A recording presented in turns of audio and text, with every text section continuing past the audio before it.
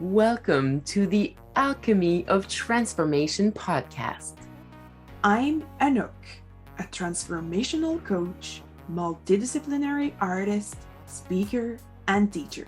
And I'm Elijah, a multidimensional coach, a transformational artist, speaker, and teacher. We are two source workers deeply connected with our cosmic origins. We are all about incarnating our higher purpose into our lives and helping others do the same.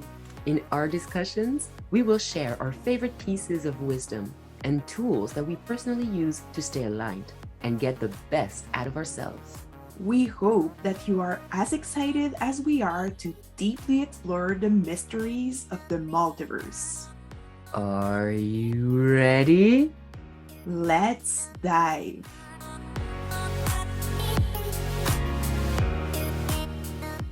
Hi, Anouk. Hi, Elijah. How you doing today? I'm doing great. It's summertime. Days are quite hot, but I like warmth. It allows my body to relax deeply, and I'm so grateful for the show that nature is offering me with all the flowers blooming and all this abundance being created more and more every day. It's just very soul nourishing. What about you? Well, I'm inspired by what you're saying. Hmm. Yeah, nature is really beautiful here too, and it's such a nice way to connect with our bigger body of the earth and our soul and our Hmm. interconnectedness. And Mm-hmm. we're in Canada, so summer is short-ish compared to some other places in the world. So it's really really nice to enjoy being sleeveless. Mm-hmm. Totally. Even naked. Exactly. And I love doing like my morning practice under the sun. If I do my breathing or whatever I'm doing, I find that just being in the sun is a practice in itself that's really healthy Mm-hmm. for all processes, so many processes. So, Definitely. yeah. Sun is chi. Yeah, Yeah. energy, solar Mm-hmm. power. Mm-hmm. Right. So I'm so So, excited. Yeah. Today we're talking about creating space for the feminine processes or for the feminine energy in our life. yeah. Yum. We like the feminine energy, but what is the feminine energy? What do we mean by it? What are we going to be talking about? What's our conversation about more specifically? Um, Mm-hmm. we share a We similar can, custom. oh, yeah, we can definitely start by distinguishing what are the feminine and masculine energies. We already talked about it a little bit in our first conversation when we presented ourselves, but it's always interesting to go back to our foundations and then, yeah, talking about a little bit more about the origins of the repression of the feminine, and now in that era of coming back to the divine feminine, opening the conversation about how we do it, how do we create that space. Does Mm-hmm. it make sense? Mm-hmm. Yeah. Yeah. So what is the divine feminine? Mm-hmm. So we could first um, acknowledge that there is two foundational cosmic energies that are the divine feminine and the divine masculine, and that by essence they are both essential to creation, they are both essential to the expression of life, and they each of them has like specific properties or energy, as I said. And then they're expressed in any form of life, but in our human experience, we came to, in this specific time, give way more space to the masculine and less to the feminine, but we'll come to it eventually. So Uh-huh. let's start from the beginning. And what is the feminine and the masculine? Mm-hmm. Um, so what would you say? Nice. Well, yeah, I'd love to say that the original source is one force, one expression, oneness, one consciousness. And as it explores creation, we're in a world where we can experience a certain duality. And so we filter this force through this duality, this one and this other ways of for life, for life and death to express itself. So the feminine, according to Taoism and Hinduism and all sorts of Asian, more Asian religion, not religion, but dogmas and existential understandings. The feminine is more the life giver and the life taker. It's the world within. It's the matrix of the dark matrix from upon which life births itself and comes back to. It's inner world, it's connection, it's intuition, it's emotion, it's receptivity, it's mystery, it's cycles. Whereas the masculine is more of an expression that expands into the outer, that goes into action, that goes into protection, that goes into persevering the thing. So it's seeking out opportunities to keep growing, to keep creating, and to protect what it has. And it's more of a mental energy, it's more of a sharp solar expansive energy as opposed to a darker going within lunar energy. So that's Mm-hmm. what would you add to what I said? Mm-hmm. I totally agree with everything you've just said. I would add that they work in team, right? They are like they each are a face of the same coin, of the same unity energy. So as the feminine is um like more concentrated in the inside, in the darkness, I like to call it the fertile darkness. So it's the part of us that is connected to our soul, that is connected with like the infinite creator, with gods. And it's where all form of life start start to take form as ideas, embryos. And it's this safe and warm container where It's a womb. exactly. And the job of the masculine is first to offer protection, so life can safely take form in those early stages. And then at a more like metaphorical level, if we talk of project or ideas, is also from this inner connection take action into the world.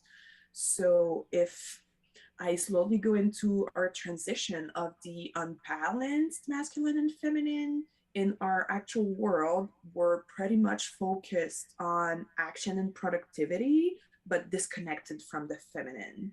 So we're kind of operating from an ego based consciousness where we want to prove our worth from action and what we produce, but without this deep connection with our purpose, with this inner subtle guidance. And it's where the masculine should take roots. Mm-hmm. Yeah, I keep seeing the image of a seed that in the soil, under the surface, when it's ready, it starts growing a little bit and a little bit and gets energy from the soil and all the little entities there to the point of reaching the level of the crust and then expanding and reaching out towards the sun. And there's this part underneath the soil that's growing, and it's made of all these little entities. It's exchanging nutrients with all these little entities. It's connected to the big matrix of the soil of the earth, while there's this part that's above the soil that's reaching towards the sun. Its own focus is the one force, the sun. And I just kept having this image of this inner aspect and this outer aspect. And if we are just reaching for productivity to try and create fruits, but if there's no energy in the roots, there's no strength, there's no hold, there's no stability, there's no foundation. And so we need to keep that balance between the two. Yeah, that's the image I kept having. Definitely. So now that we've gave a definition of the feminine and the masculine, short but powerful, I think. What brought our world to create this balance between them? So you're referring to the fact that now it occurs like we've been in a very masculine dominant energy for a few centuries, millennials perhaps, and we're really seeing right now that we're like production, everything about the outer world, and what brought us there? I think that's an excellent question that has so many explanations possible, and also I've heard you before mention that it hasn't always been that way, right? Like we haven't always, this isn't like all of Earth forever and all of the universe, masculine energy has dominated feminine energy. There are times where it's the opposite, right? Like Yeah.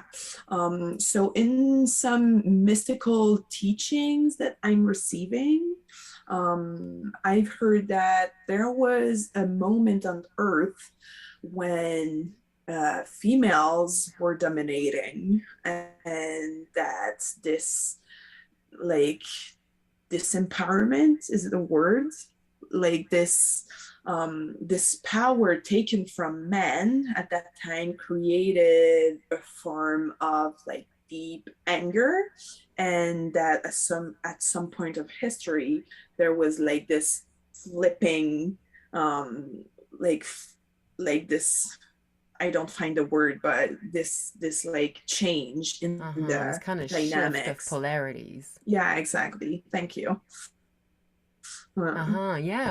So, and our recorded history doesn't mention that. Is it because there's bias, because it's so far away that there's no records? But I mean, as nature always is always like seeking balance, it would be logical that if there was something unbalanced on a side, then at some point there is like this movement of going towards the other polarity, so eventually we can come back to the center. This constant movement of pendulum that just goes back and forth, looking for this equilibrium. And so it's continuously right now I'm thinking, so there's a lot of talk right now that there's a new balance coming. It's become so evident that the masculine is, overpowering the planet in a way that is not self-sustainable. And we need to reconnect. We need to come back to a sense of unity and, heal our soils, heal our hearts, heal our systems, reconnect and bring more nurturing and caring and feminine by going inside and really reconnecting to our connectedness. But so can, like, we're going to talk about how to bring more feminine processes into our life because we're coming from a very male, masculine dominant background history. But the goal isn't to get rid of the masculine or to diminish the masculine. It's just to bring things back in balance within ourselves so that within our processes, there are processes that are feminine and processes that are masculine. But to do that, we need to look at what's been done, look at what we're made of, look at what our ancestors have done that still lives within us, and heal the feminine and heal the masculine, and to bring a balance so that they're working together and Mm-hmm. healing what needs to be healed, and taking responsibility for what's been done, and both in ourselves and how we do that, right? How do we create that inner balance for ourselves without, like I said, diminishing or degrading the masculine, and glorifying the feminine, like really, Mm-hmm. keeping it connected and Mm-hmm. balanced. Yeah. Yeah, I think that first thing first, we have to acknowledge that it is scary to go there. Why? Because the feminine is related to darkness, and we don't know what's hidden in darkness. The mystery. Yeah, so it's scary. And as it's been repressed for centuries, we kind of carry this shadow from our ancestors generation to generation, and there's a lot of stuff in that darkness. There's a lot of beautiful, wonderful stuff that we can access if we have the courage to go there. But first there's kind of a cleanse that need to be done. So yeah, first thing first, courage to be able to see and feel what's there, because the feminine is related to emotions, to feeling, and as we didn't allow ourselves to feel for so long, we're kind of a pressure cooker Hmm. with a lot of steam that we keep in.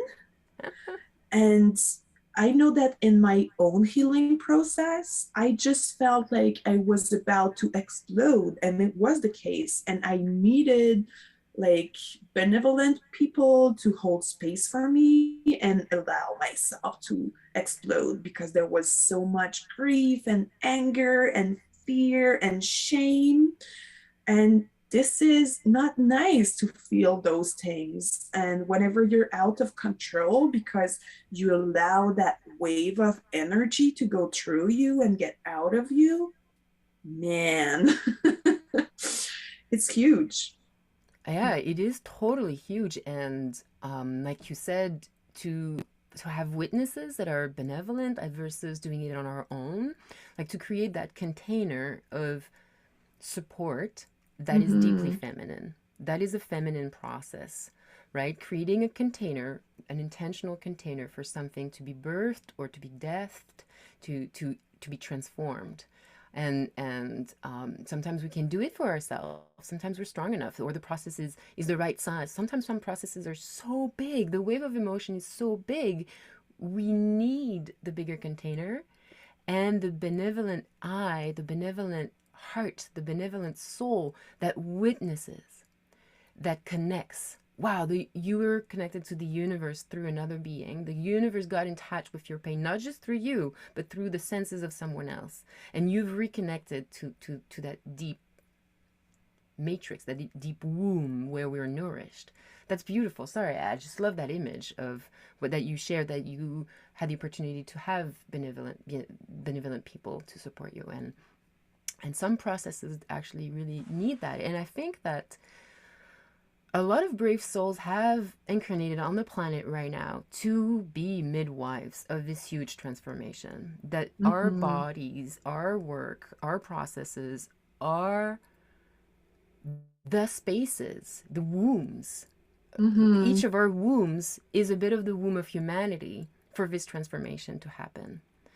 I just find that woo. It just there's just thought of this image of all of these brave beings who have embodied right now because they are masters who have incarnated to bring this to the earth and to all human souls and um, to support that process because it is in our genes, it is in our bodies, it is in our emotional bodies, it is in our ancestors' dreams and fears and doubts.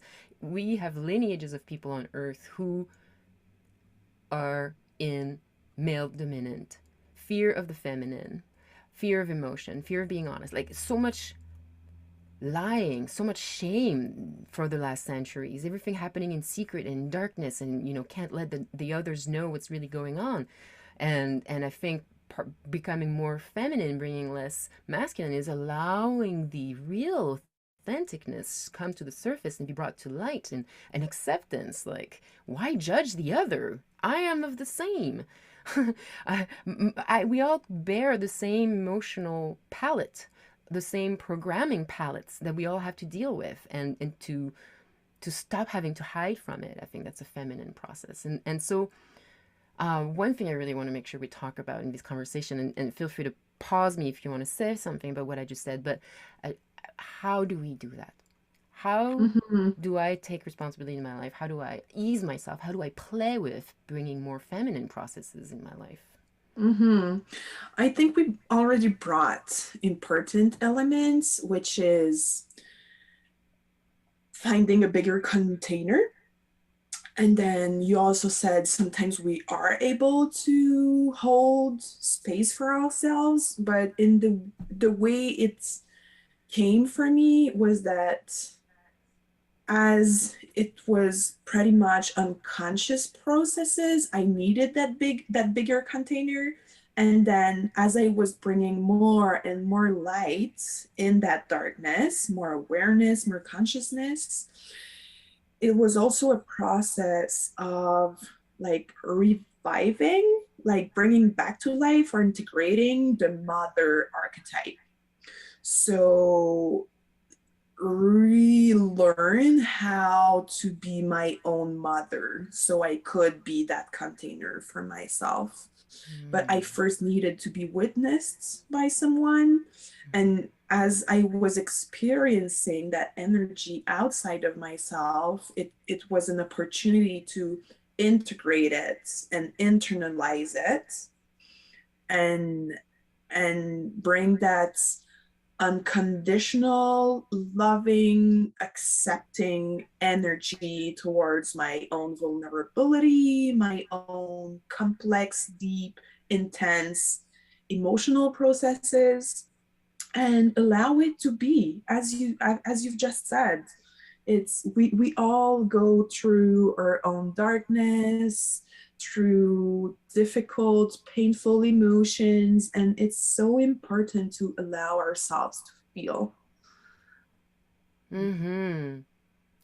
Yeah, yeah, so important. Hmm.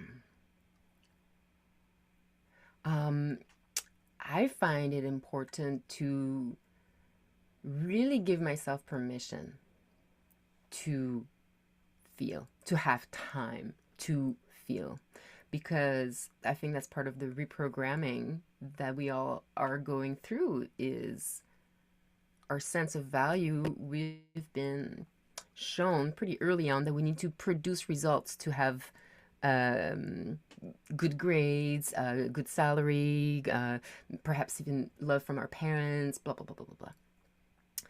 But so we don't have time. We haven't been given, shown how to create time to to be with ourselves. Like if I'm not producing, um, taking time to be with me and to take this time and the space to feel what's going on, um, we need to re-educate ourselves about giving ourselves permission for that.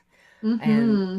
and like that's for me the almost number one first thing is observe yourself in, are you allowing yourself, are you judging yourself, are you hiding yourself or from an emotional experience, from an intuitive sense, from an instinctual sense? Are you just so caught up in the go, go, go, go, go that the little twitch of your body, the little whoop, memory that popped up, you're not really in touch with that message that your body, soul, feminine side is communicating with you. Because one of the things with the feminine is that if we compare it to soul, it's very similar that it communicates abstractly, it communicates in feelings, it communicates in images, it communicates in all sorts of ways that are more symbolic than linear and clear. And so some of us are really intuitive and we've learned to really get the flash and get the information. And it's really, really evident that I'm experiencing what I'm experiencing because of this and then the other. But for sometimes, some experiences, or for some of us, we need to breathe into it. We need to deepen into it. We need to tap into the information that's there and be curious. And so we need space. We need spaces and time to allow that to happen. And Yeah, I like to add that it's kind of trying to listen and talk at the same time, right? In those two polarities, the feminine is the listening part and the masculine is the expressing part. So whenever I'm in action, I can't pay attention to what's going on deeply within myself. So take the time to pause, either for a couple of minutes or a couple of hours or a couple of days or weeks, depending on where you're at in your processes and what feels right for you. But take the time to stop and listen and feel is definitely very important. And we like so learn that our value is related to what we produce and do, that whenever we stop and we're like doing nothing and are still, we kind of feel purposeless and unworthy because we should be doing something. So yeah, there's a big um teaching or learning that we can receive in that still place where we have unconditional value. yeah, unconditional value. That's nice. To be able to sit in that, perhaps Mm-hmm. our only purpose is to be. We can choose to be through action, but we can choose to be through introspection, inner action. Because sometimes I spend a lot of time being, I would look like maybe I'm meditating, but I'm actually very active internally. I'm asking questions, I'm sensing things, I'm releasing energies, I'm feeling emotion, I'm being inquisitive and curious and feeling things that lead me to another thing, and then that I open to my guides. Like, there's actually a lot going on. So, like, for me, yeah, there's like that subtlety, subtlety. um, am I being innerly masculine? What do you think? When I do that, when I'm in that inner inquisitive state, to me, that's being deeply feminine. Mm-hmm. It could be a masculine energy if you're like on a quest and forcing things. But if your inner world is just active and you're following the flow of the currents within you, it's just allowing what is to be. I just got it. It's like it's what it is. The only action I'm doing is trying to open and Mm-hmm. receive, right? And then the guidance as I'm opening and receiving, I'm seeing where I'm a little stuck. And so then I get curious at how I can open a little bit more there. And sometimes opening means feeling, means releasing, means crying, means chanting, means drawing, means breathing, means all sorts of things, right? But yeah, so it's like how to be more feminine, just being more open. How can I be a bit more open? How can I be more Mm-hmm. open and receive a little bit more? Yeah, but your reflection is interesting because we can get masculine in our healing processes and transformation processes. And I know that for myself, it's very important to have a reminder because as an Aries, I sometimes I want to like get things done, even like the transformation process, but we have to allow the processes to unfold by themselves. So Exactly. sometimes we just have like powerful energy currents that want to go through, and it is the feminine is powerful. It doesn't need to be soft, even if it can be quite soft by moments, and it's one of its qualities, but it can be powerful and big waves of energy that go through. Mm-hmm. So it's pretty much about like just being able to be honest with ourselves, and am I rushing the process right now, or the process is just intense, and that's fine. Mm-hmm. Mm-hmm. Yeah. And I love what you said, like, am I being on a quest? That's, Mm-hmm. you know, that's a good indicator. I'm Gemini, so I have a lot of mental energy, and I can be a mental quest of wanting to know more. But I know more through feeling and experiencing through my body and my soul, and so it's a very interesting back and forth. And I wanted to say that, like, sometimes, like you said, the feminine can be really soft, and sometimes it can be so strong and powerful, and this wave can, you know, feminine is life giving and it's life taking. And sometimes the Mm-hmm. waves are so big because what is just doesn't make any sense anymore. And it's time for a change. A boundary is being crossed or trespassed, either from someone or from yourself. And self respect needs to show up. Self love needs to show up in an action that might destroy something, a relationship or anything, Mm-hmm. you know, a behavior. Um, and that force can be so scary because we are not taught to welcome it. We see distraction and we go ooh, and everybody goes ah, and then perhaps then there's judgment, maybe there's even clinical judgment, who knows, and medication and or whatever, but these forces, we're just not taught how to recognize them, welcome them, transform them, alchemize them into because if that deep dark force is saying no more, if we take the time to be with it, if we take the time to be in a safe container where we can process it, we can express it, we can beat the crap of a bataka, we can say all the bad words we want, in a safe, honest, like not at the person, but in like just release and process that force. Then we bring more light to it. We bring knowledge. Oh, that's the need underneath. That's why I'm so angry. It's because this is that wound. I have this bobo, this place that hurts, and if I give myself the right space to be in my anger, I can touch the vulnerability behind it, Mm-hmm. and be caring for it, and be more luminous and loving, and regain possession of my power, and regain possession of my responsibility and my capacity to take care of me. I leaked the power somewhere, or I Mm-hmm. was taken to power and let that happen, and or I believed that happened, and there needs to be a process that reconnects me to my strength, and sometimes that means going through a more darker feminine, or it appears to Mm-hmm. be more a darker feminine, and it can be scary and destructive, but sometimes very necessary. And when we see that happen, like, to be patient with ourselves, like allow ourselves the space and the time, the safe spaces for it to happen for real, rather than burn relationships or situations in our life when that could have been Mm-hmm. avoided, like, yeah, giving our if we don't give ourselves the permission, if I shouldn't be feeling this way, shove it, shove it, shove it, shove it down, well, then we never have the space to really process it and own what's truly going on, and truly make damages, instead of turning it into like one of the most powerful experiences of your life and of growth and transformation. Mm-hmm.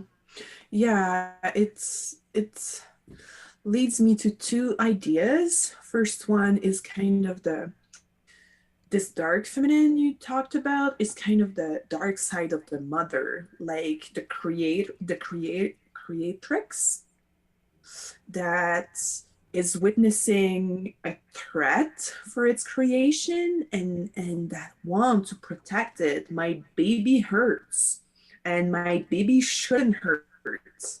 And I feel this deep need to protect, so to push against what is threatening and to fight the threats, and which is pretty much related with also the notion of cycle that is inherent to the feminine. So in our modern or contemporary society, we're kind of very scared of death and hiding that and wanting to like push it the more we can. But when we observe nature, everything works in cycles. So there is like like the seasons. There is the birth with the spring, and then the growing phase with the summer. And then when we get to fall, the the light goes down, and as like so we do, right? Of like allowing ourselves to go within and explore our own darkness. But And first, we made a fruit and there was harvest. yeah, So we can totally. reproduce. But Mm-hmm. Yeah, it's yeah, that's important because it's it's the guarantee that life's gonna keep keep going. yeah, and yeah, like follow that cycle. Uh-huh. So, and each year when we get to winter, it's like a little death. Uh, but it's not, it doesn't have to be painful or scary, because it's also it's a transition. It's a pause. It's a time for stillness, for like to go slow. And each spring we're kind of reborn, and so do life. So does life. Uh-huh. Yeah. And you talked about cycles, and I often come back to our cycles of healing and our cycles of ascension and descension. It's always a bit of a spiral, you know? We Mm-hmm. go through a cycle and then we're like, "Oh, I'm done with that." And then, whatever amount of times later, weeks, years, whatever, we go through another that really looks like it. I thought I was done with that. Dang. That's because it's not a Mm-hmm. circle, it's a spiral. We will get back to it. Um, Yeah, yeah. Every expansion is followed by a contraction. So every movement like outwards gonna be followed by a movement inwards. And we're kind of in that like dynamic of like, yeah, we're forever like an expansion, but we always have to go in that spiral movement that you uh-huh. referred to. Yeah. Trusting. It's so much about the feminine because it's been shamed, it's been feared. So much of it is about, up to us to really do the work to change all of this and allow ourselves to envision like a new way of being in society, of being governed, of being educating, of being producing. Like, what if we dreamed for a moment? Like, what would be a society that would have more feminine processes? Mm-hmm. Yeah, when you say this, like what I can feel in my body is that identification we have to the ego, and that the ego is kind of stuck in the belief that it has to figure it out by itself. So I'm a separated being and I have to figure it out for myself. And whenever we have to explore the feminine, we have to surrender. So it feels in my body like this movement backwards of like leaning into the arms of the universal mother that has our back and that's infinitely loving. But we have to trust that someone's going to be there to catch us, and that's scary. This surrendering part is kind of just like jumping in the void, right? So, and who's gonna be there to catch me? Hmm. Wow. I'm transported right now into this really odd space. Um, sometimes I think about how we are consciousness who's taking on a body and is really identified to that body. And each body's there's different types of bodies, and some of the distinctions that I make is that some bodies are mammalians, humans are mammals, and there are other sorts of beings, and some of them are reptilians, and so they're beings that are the they are birthed into the world through another being. Mammalians, mammals, right? Mammals, like we are born in the stomach of somebody else. Reptilians, they're born in an egg, and I'm curious, how would a consciousness come to understand the feminine in either or of these bodies? And would Mm-hmm. is the human or any mammals have this incredible gift of being extra bonded to another being and extra gifted to knowing what the feminine is as opposed to other Mm-hmm. creatures? Mm-hmm. It's a good question to which I don't have answer, but that's definitely a nice opening. And yeah, yeah, interesting to just keep it open for Yeah, everyone to answer it. I personally, I feel like I just want to say that sometimes being a mammal is scary for me. I grew up in a childhood that was not much of a parent, either or, and so that sense of codependency that an infant has, um, I find fascinating, and so it's really not having an outer container to show me how to be a good mother, how to be a good feminine. I didn't have much of a feminine other than the universe itself. Um, you know, got me really curious into how to recreate that feminine within me. Mm-hmm. Like not having all of the extra distractions of the world that comes with a functional family, that you got to go to piano, you got to go to soccer, you got to do this, you got to get good grades, I didn't have that kind of societal stimulation. I was really connected in my inner world and developed my own sense of relationship to the feminine. And as I grow into an adult, is like growing that sense of relationship to the feminine with other humans, Mm. growing through the safety of being in a feminine relationship with other humans. And so, what excited me right now about that whole thing that I said with mammals and reptilians is that I just found so much beauty in that.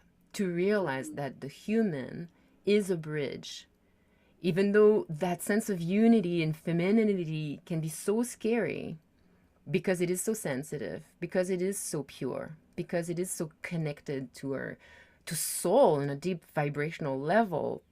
Um, uh, it is also a gift. It is a gift of knowing what is connectedness, what it is to be Mm-hmm. loved on a deep level, what it is to be a separate yet connected being. Um, Mm-hmm. and Yeah, make like to make it conscious. Mm-hmm. Thanks for sharing. Mm. And yeah, as you were sharing a little tiny bit of your story, I had this flash of like, and we talked about it a little bit in the beginning, that we're going through collective processes that take different form in our personal stories, and that makes total sense that you in your human experience you had this taste of separation because the collective feminine is wounded. So it was your individual experience of the collective wounded feminine, and through that experience you can make it conscious and integrate it, and then make conscious choices. Mm-hmm. So true. Like I've often felt this these gifts in all of my difficult childhood because the metaphors were just so strong. Like mother is Mm-hmm. sick, father is absent but good willing, you know, and I have to find my own strength within. And mother is sick, Gaia, and father is non-existent, and that's just supporting the male mental energy dominating, producing is good willing. Nobody's truly really saying I'm gonna be evil and produce things until there's no more self-sustainability on the planet. Like we're all good willing. We're just not fully present to the needs of the feminine, and so of the Gaia, this beautiful planet of which we are an expression of. We are a spirit who's taken a little bit of Gaia mud and DNA, and we're like walking around in these human puppets. But these puppets are the earth itself. It's Mm-hmm. that we've put the Mm-hmm. magic of spirit, sprinkle, sprinkle, and we're moving around this mud, Mm-hmm. organizing it with our blueprint DNA. Um, Sorry, I went on a tangent. I had so much fun. Thank you. Yeah, we're kind of digressing a little bit, but that's fine. So much inspiration there. That's a good sign. It's a good sign. Well, it feels like it would be a good time to see if there's anything left that we want to share about this, and how can we empower people to be more. Mm-hmm. We already shared a little bit of tools. I don't know if there's more practices that we use in our own life that could be useful for our audience. I have a couple in mind that I'd like to share. One that is like very easy to approach, which is journaling. Sometimes people have no clue how to begin to give themselves more spaces for internal processes, and Mm-hmm. and journaling can be a really easy one. So maybe you're already doing it, and that's great. But if you ever feel like there's just emotional confusion, grab a pen and paper or an audio recorder or a video recorder, and just take the time to let it out, and to organize it in a way that makes sense. That can really help. And another tool that I want to suggest, that's more second level or higher level of engagement and intensity, is a ritual. Doing rituals, I find taking the time to set a space and time with a very clear intention, um, and creating a container, psycho spiritually, creating a space for deeper inquiry. And so there's different ways to create rituals, and you can research it online, or come and talk to us if you want. But to do a little something that allows the language of the soul to show up, which is more symbolic. So you can write things on Mm-hmm. the paper and burn it. You can draw them and transform the drawing. You can dance. There's so many different things that can be a ritual. Some of them are more intense, and some of them can be very simple. So yeah, I wanted to share these two little tools. Mm-hmm. Yeah, definitely the ritual part allow us to reconnect with the sacred, which like we lost a lot in our modern society. Um, and the feminine is about connection. So reconnect with something bigger and greater than us, really allow us to connect with the feminine. I would also add like anything that feels like self-care, like anything that feels like soft, like nourishing. It can be cooking a healthy, delicious meal for yourself. It can be taking a bath. It can be meditation. And as we said, like allow yourself to be still and do nothing, and that's perfectly fine. You have no words to prove. You are intrinsically worthy. So just like allow yourself to float and feel that worthiness and feel that infinite love and feel the universal mother is delicious. Yeah. Yum, yum, yum. Mm-hmm. Even the difficult emotions end up becoming so yummy because they're you, and you're spending time with yourself, and you start to learn to love yourself even when it's not as happy, even if it's hard or you're grieving. You're spending time with you. How awesome. You're like the most valuable person. You're like the most beautiful person in your life that you know. Like, you're the closest access to the most intimate relationship with the entire universe, and God is through you. Spending time with you is like such a blessing. Hmm. Hmm. Hmm. Hmm. Oh, I love you guys. I love you, Hmm. Anouk. All Yeah. souls. And Mm. I would add that we both allowed ourselves to explore those deep, dark places in ourselves, and that we both developed that ease in going there, and that both our practices are about holding space for people, and that if you go through difficult, emotional, intense feeling moment, or you know that there's something to explore, but you feel like someone holding your hand through the process, we're very available to hold space for you. Mm-hmm. It's uh, one of my favorite things to be used as a loving Mm-hmm. witnessing space for you to have haha moments, for people to expand and release. That's just some of the most intimate moments one can experience. Witnessing somebody Mm-hmm. deepen. So Hmm. we got lots of tools and love. Mm-hmm. Okay, so I'm feeling grateful for that deep, meaningful conversation with you, Elijah. Grateful for everyone who's going to listen to it and find wisdom into it and sharing their time with us. Yeah, and I just keep having a thought for Gaia, for the earth. I really feel her Mm-hmm. presence right now. Like, yay, let's connect together. Like, I feel like Gaia's just on the call saying, don't forget to call me, guys. I Yeah, she's so available and loving. And each time that we heal ourselves, we heal the collective. And Gaia is pretty much a space holder for this collective energy that's being transformed right now. And she is also transforming as a soul and like super being. So definitely. Hmm. Mm. Yum, yum, yum. Talk to you Oh, soon. Hey, wasn't that interesting? What did you think? We certainly hope that something opened up for you and that you know and love yourself even more. we surely want to witness your insights and transformation, so please share with us what you got out of it.